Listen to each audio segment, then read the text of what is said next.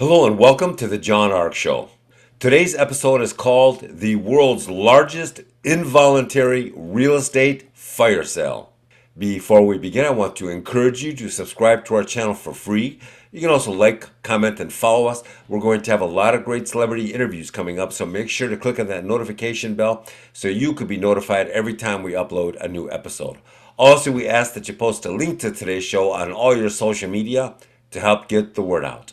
Now, let's get started. An awful lot of people out there believe that the collapse of the real estate sector is about to get far worse than anyone anticipated, and it's going to shock a lot of people when this begins to unfold.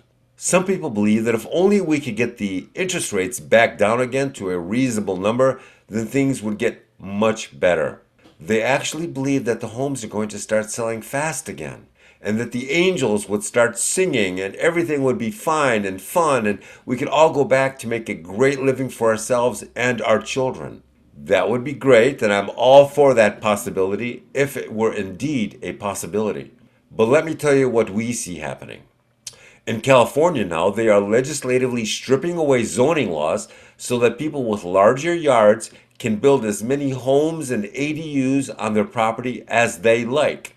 This tells us they're preparing for many more millions of people to come flooding into that state, and they don't really care how crowded or bad the living conditions are. It used to be that you had to have a reasonable amount of space between your home and the next property on your land. That won't be the case anymore. They just don't care. So what if you have 100 or 200 people living in your backyard now in a bunch of crowded homes that are 6 inches apart? Who cares? Just keep piling them in. So what if there's no room for all the additional cars and motorcycles and jalopies on the street and the backyards and in the driveways? Who cares? Just keep piling them in. Next, we have the interest rate issues. No one really believes that the interest rates are going to go back down to 2 or 3% anytime soon. That is just a fantasy. That's also political propaganda. If we could only get the rates down, things would go back to normal. No, too much has changed. It is far more likely that the rates will remain higher for quite some time going forward. Next, we have the ongoing issues of job losses and companies closing. Have you looked around at the number of jobs, companies, stores, and malls that continue to close lately? There used to be this theory that maybe Amazon will be able to take on some of these large stores or malls and build Amazon fulfillment centers lately. Well, guess what? Have you heard about all the Amazon fulfillment centers that Amazon is closing or canceling the construction of? What does that tell you? The other day we saw a video of the shopping mall in California that was featured in the movie Back to the Future. In real life, its name was the Puente Hills Mall, and it served as the filming location for the fictional Twin Pines Mall in the 1985 movie Back to the Future. They were showing it in this video online, and there were literally no people in the mall. Nobody. It was a ghost town. It looked a lot like it did back in the movie, too. It hasn't changed much. That's because they're not investing money in it because they know what the future holds.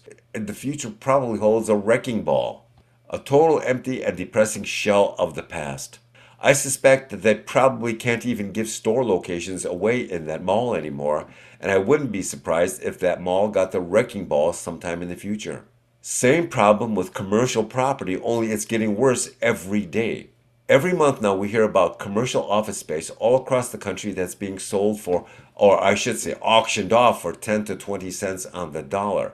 That means it had to take a 90-cent haircut, meaning, the owners and the bank had to take a 90-cent haircut to unload that place. They can't give that stuff away in a lot of instances. That's how bad it is. So why do we anticipate the inevitability of the world's largest involuntary real estate fire sale soon? Well, because the options for a lot of real estate are going to zero, and in fact, in many instances, with the piling of debt, they're going to below zero, less than zero. You can't afford to continue to own real estate, residential or commercial, if you can't make money with it, and if the debt just keeps piling on. It's going to bankrupt you. There is a small percentage of buildings out there that can be converted to residential, but that is a very, very small percentage. The rest of that space is just going to keep bankrupting people. At some point, it will see its value go to zero no matter what the interest rates are, simply because there's no way to make money. Well, with these buildings, I keep stressing that, and people don't believe it. So, what if you can fit 1,000 homeless people into an office tower? Would that make it somehow economically viable? What does that matter if you can't put in bathrooms or running water or enough air and heat to keep those people alive? Who's going to pay the utilities? Who's going to pay the insurance? It's all just becoming unaffordable. And remember, the banks are doing the same financial analysis, and they are in no hurry to get these buildings back. They don't want them back. What are they going to do with them? Auction them off and get 2 cents on the dollar? How are they going to make any money with this stuff? On the residential side, who is going to purchase a $400,000 home that somebody wants to sell if you know it's going to be $200,000 in a year? And how anxious do you think the cities will be to lower the property taxes on those homes that are now seeing their pricing comps drop so quickly? There's going to be no great enthusiasm on the part of the banks to do this. A lot of those cities will have to be sued by the homeowners and everybody else in order to get them to force the lowering of the property taxes and the past due taxes where they gouged people inappropriately. That's why we believe we will soon see the advent of the largest involuntary real estate fire sale the world has ever seen. And in addition to that, we believe that homeowners will start suing cities to force their property taxes down after the cities initially refused to lower them. This is going to be quite a fire sale, people. Good luck. Thank you for watching. I want to encourage you to subscribe to our channel for free. You can also like, comment, and follow us. We're going to have a lot of great celebrity interviews coming up, so make sure to click on that notification bell so you can be notified every time we upload a new episode.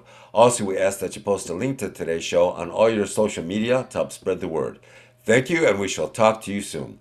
Bye-bye.